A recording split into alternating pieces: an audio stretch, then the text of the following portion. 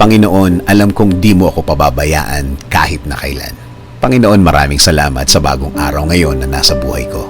Maraming salamat sa mga bagong pagkakataon na kasama ng araw na ito.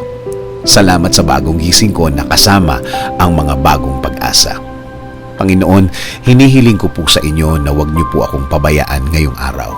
Huwag niyo po akong iwan. Huwag niyo po akong pabayaang mag-isa. Ayaw ko po, Lord, ng nag-iisa. Alam ko po na kapag kasama ko kayo, ang lahat ay magiging maayos. Ang lahat ay tatakbo ng maganda at tahimik. Ang isang araw na kasama kayo, Lord, ay isang araw na nasa tama ang lahat. Alam ko, Lord, na ikaw ang magiging guide ko. Alam ko, Lord, kung ikaw ang maglilid ng buhay ko, mapupunta ito sa maayos at tahimik talaga ang lahat. Dahil alam ko na ang araw na ito ay bahagi ng inyong magandang plano. Lord, nasa gitna po ako ng isang matinding problema. Isang matinding problema na kinukuha ang lahat ng parts ng aking araw. Walang oras na hindi ko naaalala ang problemang ito. Pagod na din po ako sa pag-iisip ng problemang ito. Marami na po ang apektado sa aking buhay.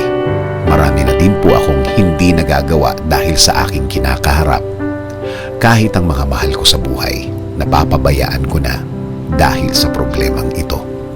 Lord, I'm asking you to be in the middle of my life now. Ikaw na po ang mag-lead ng aking buhay. Ikaw na po ang manguna ng aking buhay. Ikaw na po ang magbigay ng direksyon. Ikaw ang magbigay ng guidance sa aking araw-araw. Isinusuko ko na po ang lahat ng sakit sa iyo. Ikaw na ang bahalang palitan ito ng kasiyahan. Yes, Lord. Change it to happiness. Change it to happy situation, Lord.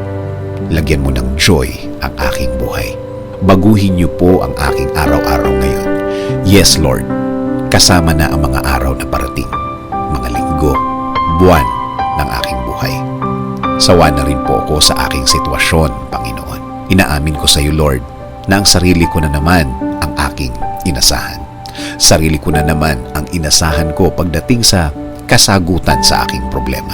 Alam ko, Lord, na natulungan mo na ako dati. At patawad, Lord, dahil nakalimutan ko na ito. Ngayon po, starting today, ikaw na po ang manguna sa aking buhay.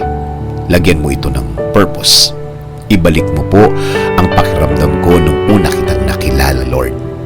Ibalik mo po ulit ang saya ng aking buhay na ikaw lang, Panginoon, ang aking inaasahan. Ikaw na ngayon ang aking huhugutan ng lakas. Ikaw na ngayon ang huhugutan ko ng wisdom. Sa iyo na ako laging magpo-focus, Lord. Ayusin mo ang aking buhay para sa akin at para sa aking mga mahal sa buhay. In Jesus' name I pray. Amen. Sabi nga sa Isaiah 41:10, So do not fear, for I am with you. Do not be dismayed, for I am your God. I will strengthen you and help you. I will uphold you with my righteous right hand.